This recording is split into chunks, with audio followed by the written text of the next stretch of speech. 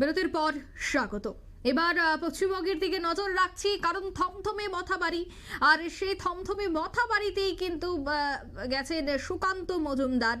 যদিও তিনি সেখানে যাওয়া মাত্রই ব্যারিকেড দিয়ে তাকে আটকে দেওয়া হয় এবং ইতিমধ্যেই জানা গেছে মালদা জেলার পুলিশ 57 জনকে গ্রেফতার করেছে। এর মধ্যে রাজ্য বিজেপির অর্থাৎ পশ্চিমবঙ্গের বিজেপির সভাপতি সুকান্ত মজুমদার তিনি মথাবাড়িতে যাবেন, কিন্তু জানা গেছে যে তিনি যাওয়া মাত্রই সেখানে ব্যারিকেড দিয়ে আটকে দেওয়া হয়, আর সেখানে রীতিমতো একেবারে উত্তেজনাকর পরিস্থিতি সৃষ্টি হয়ে যায়। সঙ্গে সঙ্গেই সেখানে পুলিশ ছুটে আসে। সেখানে কোনোভাবেই বিজেপি সভাপতি সুকান্ত মজুমদারকে যেতে দেওয়া হয়নি, আটকে দেওয়া হয় ব্যারিকেড দিয়ে। সে ছবি আপনারা দেখতে পাচ্ছেন। এই উত্তেজনাকর পরিস্থিতি সেখানে মূলত কি হয়েছিল একবার দেখাচ্ছি আপনাদের।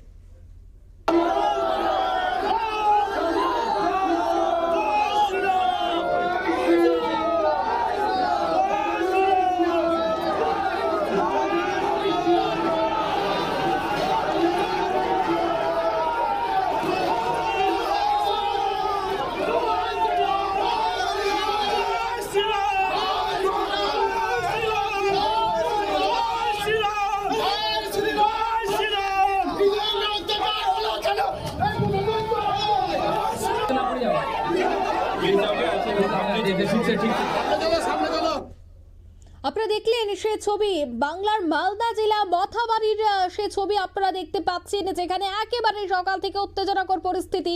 তবে মথাবাড়ি যাবার আগে সুকান্ত মজুমদার ঠিক কি বলেছিলেন একবার শোনাচ্ছি আপনাদের। এটা যদি পূর্ব পরিকল্পনা না থাকতো এত তাড়াতাড়ি পেট্রোল নিয়ে কেউ আসতে পারে না, সম্ভব না।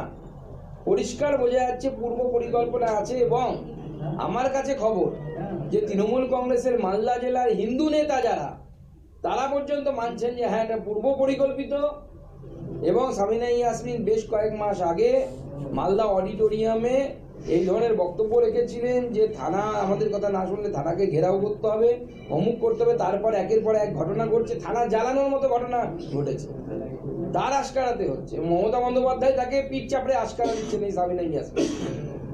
আপনারা হিন্দুদের ওপর আক্রমণ হলে পথে নামেন, বাধার মুখে পড়েন, দিকে দিকে অশান্তি হচ্ছে। বাংলাতে এবার আধা সামরিক বাহিনী বা সেনা নামানোর প্রয়োজন, অন্তত রামনবমীর আগে যে পরিস্থিতি। দেখুন, রাজ্য সরকারের হাতে ল অ্যান্ড অর্ডার থাকে, আইন শৃঙ্খলা রাজ্য সরকারের এখতিয়ার। তো স্বাভাবিকভাবে কোর্টের আদেশ ছাড়া এটা কেন্দ্র সরকার পারে না, বা এই ধরনের কোনো এমার্জেন্সি যদি সিচুয়েশন আসে, তাছাড়া কেন্দ্র সরকারের এখতিয়ার নেই নামানো। ইমার্জেন্সি সিচুয়েশন কি আছে?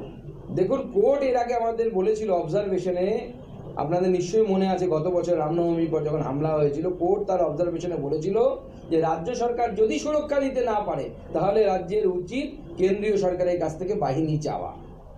অতএব কোর্টের মহামান্য আদালতের সেই ডাইরেকশন অনুসারে, কলকাতা হাইকোর্টের সেই ডাইরেকশন অনুসারে কিন্তু রাজ্য সরকারের এবার রামনবমীর আগে কেন্দ্রের কাছে কেন্দ্রীয় আধা সামরিক বাহিনী চাওয়া দরকার। আপনারা শুনলেন সুকান্ত মজুমদারের বক্তব্য। তিনি কিন্তু একটা ক্ষোভ উগরে দিলেন এবং তিনি সমস্তটা অভিযোগ কিন্তু তৃণমূলের দিকে রাখলেন এবং তিনি বললেন যে সেখানকার হিন্দুরা অত্যাচারিত হচ্ছে। উত্তপ্ত মালদার মথাবাড়ি।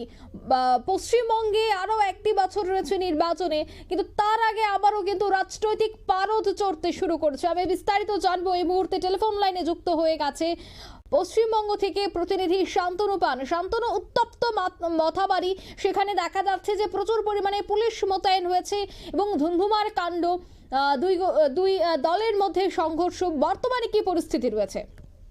দেখো, আমরা জানি যে বিগত 2-3 দিন ধরেই কিন্তু মালদার যে মথাবাড়ি এলাকা, সেখানে কিন্তু সাম্প্রতিক যে ঘটনা, সেই ঘটনাকে কেন্দ্র করে কিন্তু এখনো পরিস্থিতি যথেষ্ট উত্তপ্ত রয়েছে। যদিও পুলিশ প্রশাসনের পক্ষ থেকে দাবি করা হচ্ছে যে কেন্দ্রীয় বাহিনী এবং রাজ্য পুলিশের যে যৌথ উদ্যোগে কিন্তু এলাকার অনেকটাই পরিস্থিতি সামাল দেওয়া গেছে।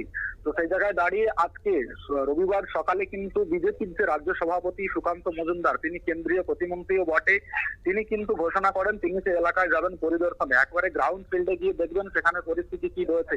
আর তার এই জেলা সফর, মালদা জেলা সফর অর্থাৎ যে ঘটনাস্থল, সেখানে যাওয়ার কথা যখন পুলিশের কাছে করতে গিয়ে পৌঁছায় তখন কিন্তু পুলিশের পক্ষ থেকে যে মাথাবাড়ি এলাকার যে গেট রয়েছে থানার সংলগ্ন সাদুল্লাপুর গেট, সেই গেটের সামনে কিন্তু নতুন করে আবার একটি ব্যারিকেড তৈরি করা হয়। কারণ পুলিশ জানে যে সেইখানে কোনো রাজনৈতিক দলের প্রতিনিধি যদি এখন গিয়ে পৌঁছায় আবার নতুন করে পরিস্থিতি উত্তপ্ত হতে পারে। তো সেই জায়গায় দাঁড়িয়ে সুকান্ত মজুমদার সহ বিজেপির যারা কর্মী সমর্থক তারা যখন যাচ্ছিলেন মথাবাড়ি এলাকার যে ঘটনাস্থল, তখন কিন্তু তাকে আবারও সেখানে আটকে দেওয়া হয়। আটকে দেওয়ার ফলে কিন্তু বিজেপির কর্মী সমর্থকরা জয় শ্রীরাম ধ্বনি দিতে থাকে। উল্টো দিক থেকে পুলিশের পক্ষ থেকে বারবার বলা হয় যে এই ঘটনাস্থল যেখানে ঘটেছে সেখানে কিন্তু কোনোভাবেই যাওয়া যাবে না, কারণ পরিস্থিতি অনেকটাই সামাল দেওয়া গেছে। এখনো পর্যন্ত প্রায় 57 জনেরও বেশি মানুষকে আটক করেছে এবং গ্রেফতার করেছে পুলিশ।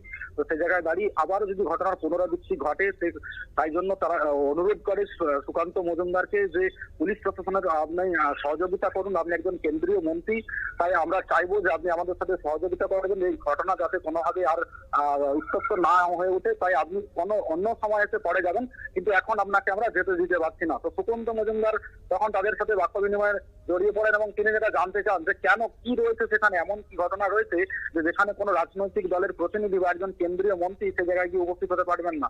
পুলিশ কিন্তু জানাচ্ছেন যে না, আমরা আমাদের আইন শৃঙ্খলাকে সুরক্ষার জন্য বা তার যে অবনতি না ঘটে সেজন্যই কিন্তু আমরা কোনো ধরনের কোনো রাজনৈতিক দলের প্রতিনিধিকে অ্যালাউ করছি না, সেক্ষেত্রে আপনাকে আমরা যেতে দিতে পারছি না। তবে আমরা দেখলাম পরবর্তীতে বিজেপির যারা কর্মী সমর্থক তারা কিন্তু বেশ কিছুটা ওই ব্যারিকেডকে ফেলে দিয়ে সামনের দিকে এগিয়ে যেতে সক্ষম হন, যদিও আবার পরবর্তীতে আরো একটি যে ব্যারিকেড রয়েছে সেই ব্যারিকেডের মধ্যে আটকে পড়েন বিজেপির কর্মী সমর্থকরা। অঙ্কিতা, ধন্যবাদ তোমাকে।